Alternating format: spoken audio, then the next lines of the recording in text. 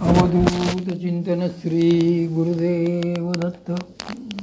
माझ्या सर्व साधक बंधू भगिनींनो, वामनराज प्रकाशन पुणे या संस्थेची जी काही पुस्तकं आहेत ते त्यातले परमपूज्य सौ शकुंतलाताई आपटे यांनी लिहिलेले तरी का ऐसे करी या पुस्तकात काल आपण शरीरातील महाभारत वाचलं. आज आपण हे नवरत्नमाळा गोमटी. मग देव म्हणे पंडूसुता आणि योगामी विवस्थता कथिला परी ते वार्ता बहुहा दिवसांची. आपण श्री ज्ञानेश्वरीचा जो 4था अध्याय वाचनाकरिता घेतला आहे त्यात श्री भगवंतांनी संपूर्ण ब्रह्मार्पण योग सांगितला आहे. या ब्रह्मार्पणालाच श्री संत एकनाथ महाराजांनी कृष्णार्पण असे म्हटले आहे. योगाचा लोप हा योग सांगताना देवांनी अर्जुनाला सुरुवातीलाच म्हटले की तुला हा जो काही योग आम्ही सांगणार आहोत तो आम्ही पहिल्यांदा विवस्वानाला सांगितला होता आणि नंतर विवस्वान रवीने तो मनूला सांगितला.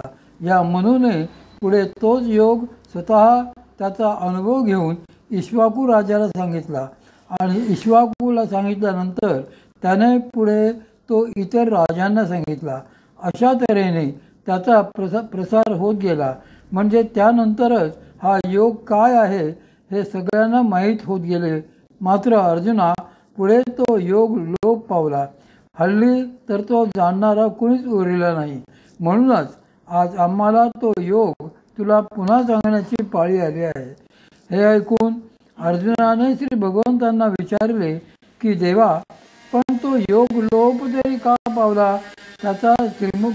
त्यावर श्री भगवंत म्हणाले की जे प्राण्या कामी भर देहाची वरी आदर म्हणून पडिला विसर आत्मबोधाचा. श्री भगवंत किती सुंदर सांगतात बघा. ते म्हणतात की जे प्राण्या कामी बर. श्री भगवंतांनी योग कुणाला सांगितला तर मनुष्य प्राण्याला. पण या प्राण्याने म्हणजे मनुष्य प्राण्याने वासनांवर भर दिला आणि त्यामुळे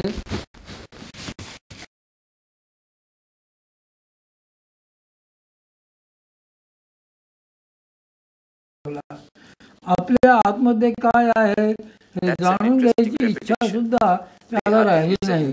असा काहीतरी घोटाळा होत गेला.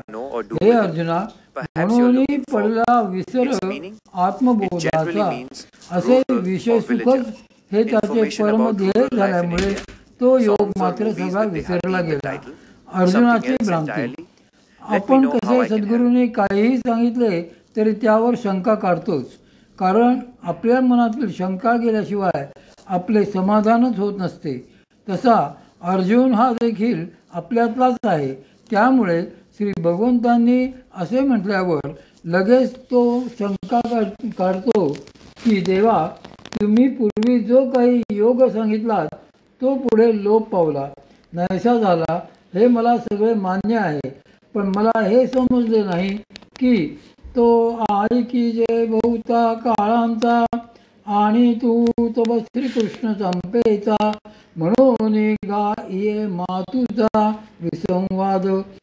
तो जो कोणी विवस्वान रवी होता तो बहुता काळांचा म्हणजे फार पूर्वीच्या काळातला होता. तू मात्र आजच्या काळातला श्रीकृष्ण आहेस आणि तू तर म्हणतोस की तेव्हाच त्याला तू हा योग सांगितलास आणि तोही तू स्वतः सांगितलास. तर मग आत्ताचा तू केव्हा कसा काय उपस्थित होतास? मला हे कुठेतरी विसंगत वाटते. कुठेतरी हे समजत नाही की तुझ्या या देहात असतानाच तू पूर्वीच्या रवीला हा योग. अर्जुनाला म्हणाले की बा पार्था, तुझी शंका अगदी बरोबर आहे. मात्र हाच तर तुझ्या विचारांमधला घोटाळा आहे. कोणता घोटाळा? तर तव श्रीकृष्ण म्हणे पांडुसुता तो विवस्वतचे होता कै आम्ही नसो ऐसी चित्ता भ्रांती जरी तुझ. श्री भगवंत म्हणतात की पार्था, तुला भ्रांती झाली आहे, असा भ्रम झाला आहे. की त्यावेळी मी नव्हतोच. जर मी आता आहे तर तेव्हा कसा असेल अशी शंका तुझ्या मनामध्ये निर्माण झाली आहे. हेच या योगाचा लोप झाल्याचेही एक लक्षण आहे. म्हणूनच तुला समजत नाही की त्या पूर्व काळात मी कसा काय होतो आणि तोच मी आत्तासुद्धा कसा आहे. तरीही देव अकर्तेच. मग देव त्याचे कारण सांगताना पुढे म्हणतात की अरे मी तर या सृष्टीचक्राच्याही आधीपासून आहे. जे काही सुरू झाले ते सगळे माझ्यापासूनच झाले. मी जेणे जेणे अवसरे जे जे होऊन अवतरे ते ते समस्त ही स्मरे धनुर्धरा. आतापर्यंत जे जे काही निर्माण झाले ते सगळे माझ्यामुळेच झाले. ते सगळे निर्माण होत असताना मी होतोच. मी ज्या ज्यावेळी ज्या ज्या रूपाने अवतीर्ण होत असतो ते ते सर्व काही मला आठवते. म्हणून मीच व्यवस्थानाला हा योग सांगितला. मी जर त्यावेळी नसतो तर हा योग त्याला कोणी सांगितला असता. आणि अर्जुना तू पहिल्यांदा हेही ध्यानात घे की हा योग माझ्याशिवाय इतर कोणालाही माहीत नव्हता. त्याने असे ठासून सांगितल्यावर मात्र अर्जुन एकदम गप्प बसला. श्री भगवंत पुढे म्हणाले की अर्जुना हा योग मी तुला सांगणार आहेच, पण तरीसुद्धा मी आणखी एक गोष्ट तुला सांगतो. ती अशी की हा योग कोणाला खराखुरा समजेल. मी तेव्हा होतो आणि आताही आहे. या ज्ञानाची आवश्यकता काय तर माझे अजत्वे जन्मणे अक्रियताची कर्म करणे हे अविकार जो जाणे तो परममुक्त. ज्याला हे समजले की मी केव्हाही होतो आणि आताही आहे तो परममुक्तच होय. आणि असे परममुक्तच हा योग नीट जाणू शकतात. त्यांनी वाक्य कसे घातले आहे पहा. अक्रियताची कर्म करणे म्हणजे माझ्यापासूनच सर्व निर्माण झाले आहे, पण मी मात्र काहीच करत नाही. शिवाय अक्रियताची म्हणजे मी न करताच हे सृष्टीरूप कर्म होते. मायेचे कर्तृत्व. श्री भगवंत येथे काही घोटाळ्याचे बोलतायत का तर नाही, ते बरोबरच सांगतायत. ते म्हणतात की माझ्या ठिकाणी कर्म नाही, हे सारे माझी माया करते. पण ती माया माझ्या स्वाधीन आहे. मी तिचा नियंता आहे. माझ्या ठिकाणी जे जन्मणे व अंतर्धान पावणे दिसते तो भासही त्या मायेचीच कर्तबगारी आहे. श्री भगवंत किती हुशार आहेत बघा. त्यांच्या अधिष्ठानावरच प्रकृतीचा मायेचा खेळ होत असतो, पण ते मात्र अकर्ते अलिप्त असतात. असा हा श्री भगवंतांच्या अविकारतेचा कर्माचा व मायेचा उहापोह जेव्हा सुरू झाला तेव्हा मात्र अर्जुनाने हात टेकले. तो मनोमन म्हणू लागला की देवा मला हे समजले नाही. मला नीट समजेल असे सांगा. तुम्ही हे कर्म अकर्म काय काढले आहे. या कर्मातून मायेतून निघून तुमच्या स्वरूपाला प्राप्त कसे होता येते. या सगळ्या गोष्टी तुम्ही जर मला कळतील अशा प्रकारे सांगितल्या तरच मला काहीतरी उलगडा होईल. अर्जुनाच्या मनातले असे विचार जाणूनच श्री भगवंत पुढे सांगतात की ये रवी तरी पाही जे जैसे माझ्या ठाई भजती तया मीही तैसाची भजे. भाव आणि भजन. ते म्हणतात की जे माझे स्वरूप जाणायला जातात ते कर्म ब्रह्मार्पण करण्याची खुबी न समजल्यानेच घोटाळा करतात. ते मला अनेक नावे देतात. कोणी देव म्हणतात, कोणी देवता म्हणतात, कोणी देवी म्हणतात आणि अशी काहीतरी निश्चिती करूनच ते मला भजतात. मात्र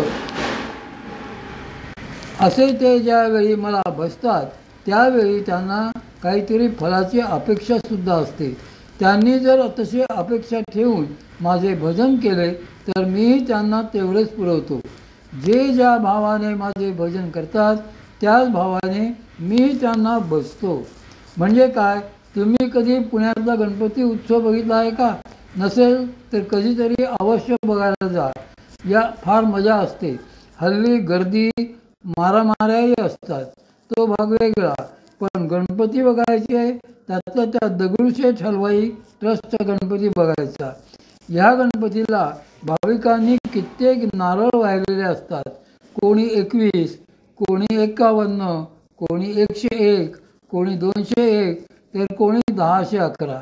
नारळाची अशी थोरली रास लागलेली असते.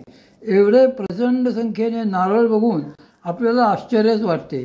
जमलेली माणसे हे नारळ श्री गणेशांना कशासाठी वाहतात? कारण त्या श्री गणेशांना काहीतरी नवस करून माणसांना त्यांच्याकडून काहीतरी हवे असते, काहीतरी हवे म्हणूनच ते वाहणे असते. आता या संदर्भात देवांची भूमिका काय असते तर ते श्री भगवंत येथे सांगताहेत. ते म्हणतात की जय जैसे माझ्या ठाई भजती तया मीही तैसाची भजे. मला जो नारळ वाहतो त्याला मी त्याच्याच कर्मातले काहीतरी ॲडजस्ट करून देतो, ते घे आणि जा म्हणतो. म्हणजे आपलेच कर्म ते थोडेसे ॲडजस्ट करून देतात. आपण जसे त्यांना भजू तसेच तेही आपल्याला पावतात, म्हणजे भजतात. सारे कर्माचे खेळ. श्री भगवंत पुढे सांगतात की त्यांनी एकाची या कल्पिले अनेकत्वे. मी खरा एकच आहे. सगळ्या देवदेवतांच्या रूपानेही मीच आहे, बाकी काहीही नाही. त्यांना माझ्या वेगळे स्वतंत्र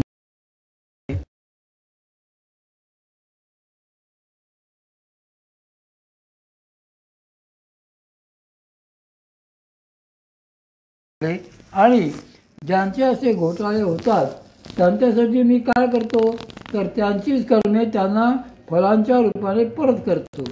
त्यांच्या भजनाला मी केवळ साक्षीभूत राहतो आणि त्यांची भावनाच त्यांना इच्छेप्रमाणे फळ देते. एकदा परमपूज्य सद्गुरू श्री मामांना मी विचारले होते की मामा, हे कसे काय घडते? देव कर्म कसे परत करतात? त्यावर ते म्हणाले होते, अगं देव फार हुशार आहेत. ते तुला काय हवे ते अगोदर तुझ्या कर्मात आहे का हे बघतात. ते कर्मात असेल तर देतात, नसेल तर देत नाहीत. मग लोक काय म्हणतात, अहो अमुक देव नवसाला पावत नाही. यात भगवंतांचे काही जात नाही, त्यांचे काहीच बिघडत नाही. पण माणसांचे मात्र बिघडते. माणसांच्या श्रद्धा बिघडतात, विश्वास बिघडतात, त्यांचे सगळे प्लॅनिंगच बिघडते. पण हे सगळे घडणे बिघडणे देखील भगवंताच्या दृष्टीने केवळ ज्याच्या त्याच्या कर्माचेच खेळ असतात. कर्मच फळ देते. आता हे कर्म म्हणजे काय आणि ते कसे फळाला येते हे जर बघायला गेलो तर आम्हाला अगोदर आमचीच कर्मे कळत नाहीत. मग ते फळाला आले हे तरी कसे समजायचे? पण श्री भगवंतांनी यावर फार सुंदर स्पष्टीकरण दिलेले आहे. श्री माऊली त्याच संदर्भात म्हणतात की एथ जे जे अपेक्षित ते तैसेची पावती समस्त. परी ते कर्मफळ निश्चित ओळख तू. ज्यांनी नवस केला आणि ज्यांना त्यानुसार काही मिळाले ते केवळ त्यांच्या कर्माचेच फळ असते. आपण हे लक्षात ठेवावे की ही काही देवांची खरी कृपा नव्हे, कारण खरी कृपा संत सद्गुरूच करू शकतात. देव हे संतांवर कृपा करतात आणि म्हणून संत हे सामान्यांवर कृपा करतात. अशी ती साखळी आहे, हे कायम लक्षात ठेवावे. पण देवाकडे जर काही मागायला गेले तर मात्र तुमच्या कर्मात असेल ते देऊन देव मोकळे होतात. आम्हाला त्याचे काही घेणे देणे नाही, असा रोखठोक जबाब त्यांच्याकडे असतो.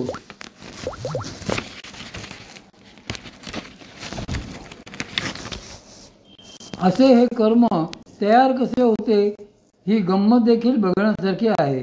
श्री भगवंत सांगतात की तरी कर्म म्हणजे स्वभावे जेणे विश्वाकार संभवे ते सम्यक आधी जाणावे लागेथ. कर्माचे वास्तव स्वरूप ज्याच्या योगाने ही सृष्टीची स्वाभाविक उत्पत्ती होते त्यालाच कर्म असे म्हणतात.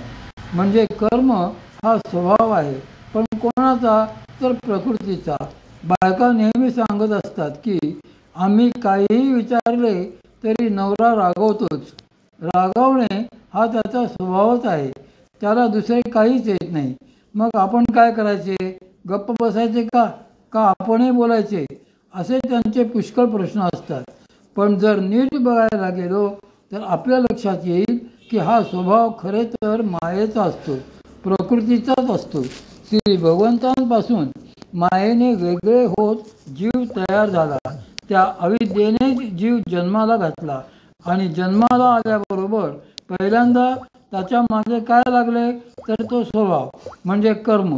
कर्माच्या साहाय्याने मायेने विश्व निर्माण केले. हे त्याकरता आधी जाणायला नीट समजून घ्यायला पाहिजे.